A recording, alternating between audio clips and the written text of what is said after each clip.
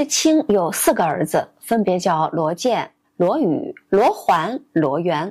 其实他们的名字本来并不是这个，而是后来改的，分别寓意为火箭、宇宙飞船、原子弹。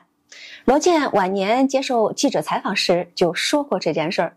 当年他要上哈尔滨军事工程学院时，父亲就对他说：“你要上军校了，我给你们兄弟3人起了名字，叫箭、宇、元，就是火箭、宇宙飞船、原子弹。”这就是罗建、罗宇、罗元3个名字的由来。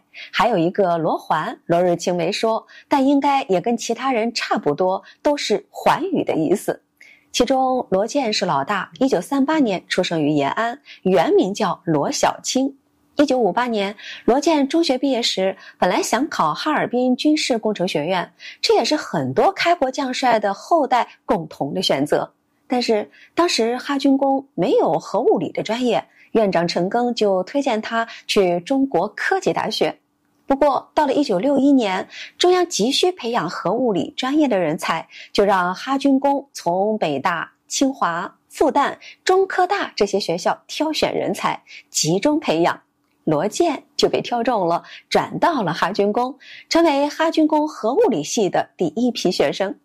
就是在去哈军工之前，罗日清给他们兄弟3人改了名字，对他们寄予了厚望。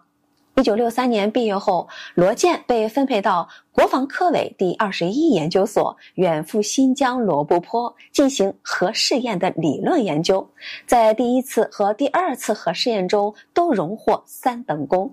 后来罗建又被调到解放军总装备部，担任后勤部副政委，被授予少将军衔。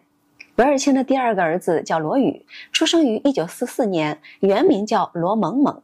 罗宇原本也在部队中服役，还在1988年被授予大校军衔，是很有前途的。